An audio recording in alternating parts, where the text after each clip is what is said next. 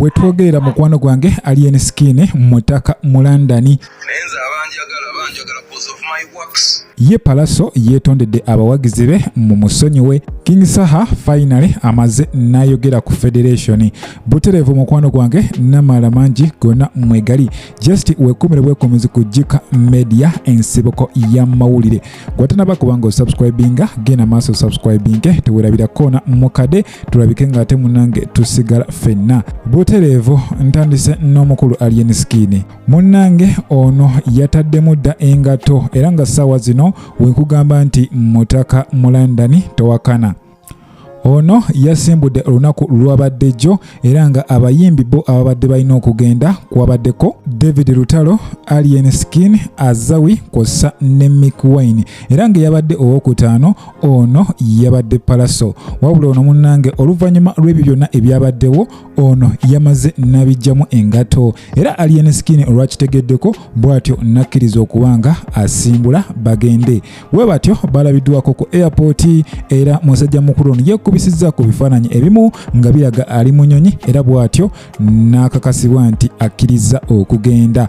Tubagaliza bisinga jjukira nti munnange Purple Party eno ebadde etera okutegekebwa mu ggwanga Uganda. Wabula Douglas Lwanga yavaayo n'ategeeza nti agenda kubanga atandika okutegekako wabweru w'eggwanga era nga emabegakaawo Purple Party emu yategekebwako mu Dubai era nga eno Douglas Lwanga yagendayo n'omugenzi Isma Olaxes Ichuli kw'ossa MC Cuts era nga ekintu kino bakikwasaganyiza ddala era we yamalaawo yalangirira lwatu nti Purple Party eddako agenda kubanga mukwano gwange agiteeka London era nga yeeno yennyini Alien Skin jagenza okubanga aperformingako.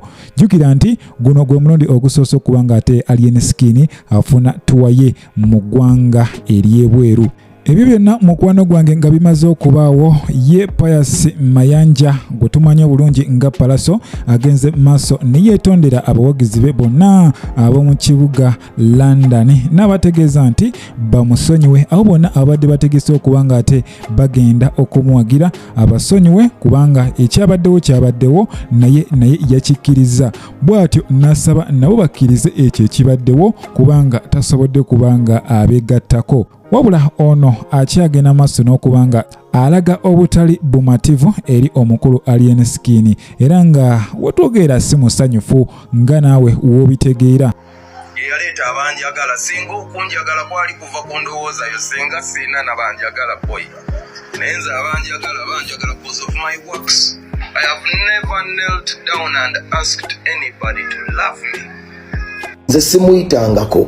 Nze phone record zange zonna tezirinaamu record yonna ngeyitoona omuntu.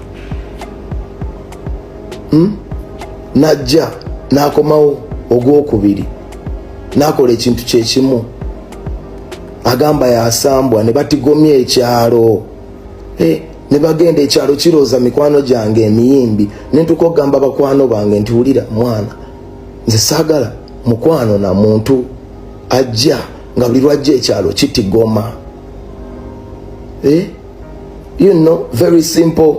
Ebyo nga tubitadde ku bbali mukwano gwange ye omukulu Dr. Jose Chameleon si musanyufu yadde n'akatono.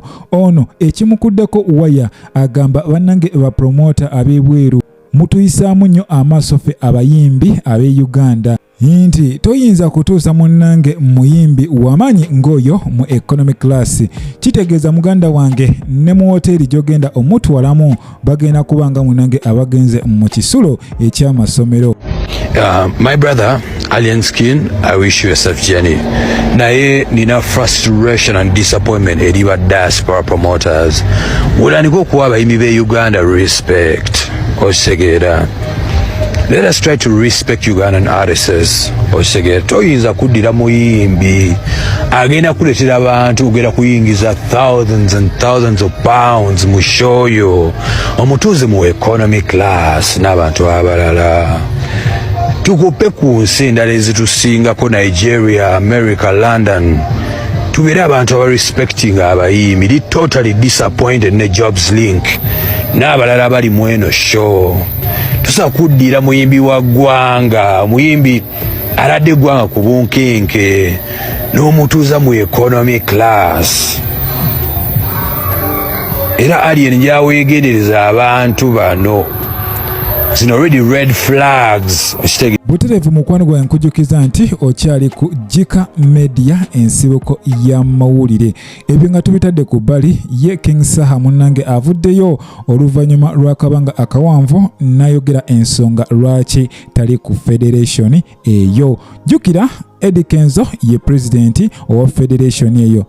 Era nga ne King Saha naye twamulabakiri mu bukulembeze obwa Wuma, wabula ebintu teyabikwasaganya bulungi era teyawangalayo. Tujjukira emabegakaawo bafunamu obutakkaanya n'omukyala Sindi, buli omu ng'agamba nze nfuga.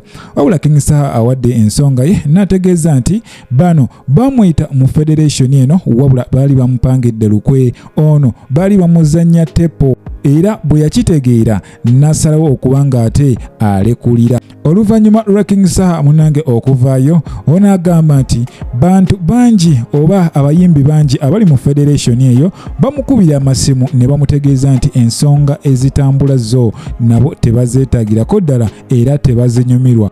Era waategeereza nti kaseera katono nnyo ojja kwekanga nti ojja kulaba abayimbi abamu nga balekulidde federation eno, wabula ye agamba copyright eyo emala okubanga munnange ekakasibwa, bamanye nti nabo bali ku kintu kye balabako olwo basobole okwegatta ku federation eyo, wabula ekitali ekyo si wa kwegatta ku federation eyo saawa zino. Mulowooza Pallaso bamuganya okuyimba erandana olwali skini ng'olwo guwedde Mayanja family egende ng'eseka gugwa bwe gutyo muyineeyine enguudo zonna tugenda wa Kireva gye boyi ngenda kukuwagirira Kireva.